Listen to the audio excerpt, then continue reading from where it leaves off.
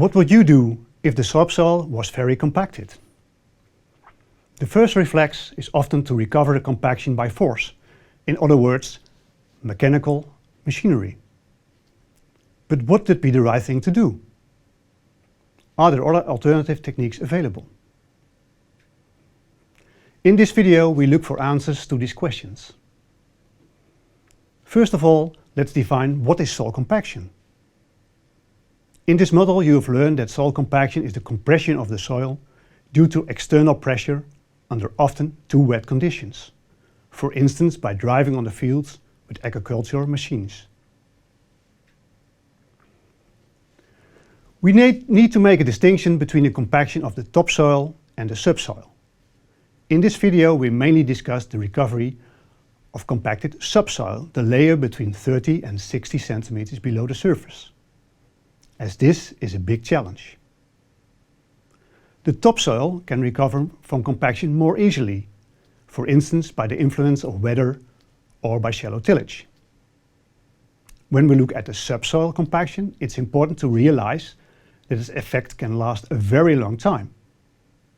International research shows the effect of compaction in the subsoil is still present more than 15 years later. So, subsoil compaction is noticeable for a long time and does not seem to resolve or be resolved quickly. But let us look what is possible.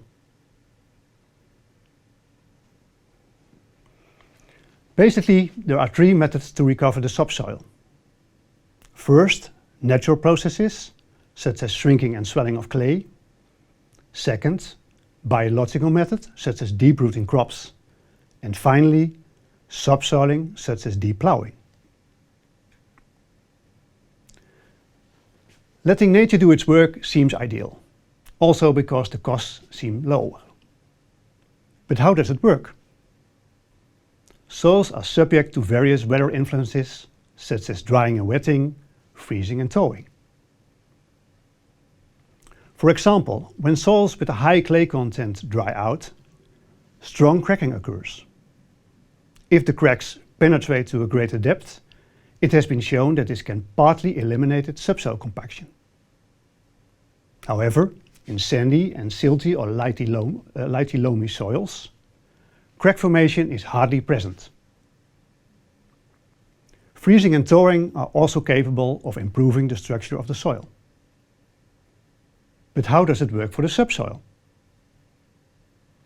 Research from Scandinavian countries with relative severe winters makes it clear that this recovery capacity is only observed to a maximum of 30 centimeters.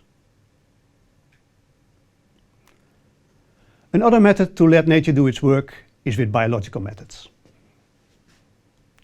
Biological methods make use of plant roots, organic material, soil animals, or microorganisms to improve the soil structure. One of the most promising is the growth of deep-rooting crops. These crops must be able to break through the compacted layers and are therefore called biosubsoilers. Lucerne, rapeseed, rye and ryegrass are examples of cover crops that are also used as biosubsoilers. They are also experienced with sorghum. An important challenge for the biosubsoilers is that they have to grow in highly compacted layer with very poor soil conditions. Knowing all that, the question is, do biosubsoilers work? In general, the biosubsoilers improve the soil structure in the top 60 centimeters. But most studies also show that you probably need to use biosubsoilers during multiple seasons in order to actually break through compacted layers. Finally, subsoiling, a technique that I have by far most experience with. During subsoiling, the soil is mechanically lifted and cracked open. There are many different methods for subsoiling available, such as spading, deep cultivation, and deep ploughing. The various studies show that subsoiling can solve subsoil compaction problems. This is, however, highly dependent on the soil and moisture conditions and the machinery used. Incorrectly executed subsoiling, for instance under too wet conditions, can lead to new compaction and the destruction of the natural structure. An important disadvantage of subsoiling is that the effect may disappear after 3 to 4 years. This can make subsoiling very expensive. To maintain the positive effect, it's advisable to combine it with one of the biological methods like planting deep-rooting crops, as mentioned earlier. Now you know that we have 3 methods for recovering compacting subsoil. First, the natural processes, like drying and wetting, which are capable of reducing some of the compaction in the subsoil, particularly in clay soils.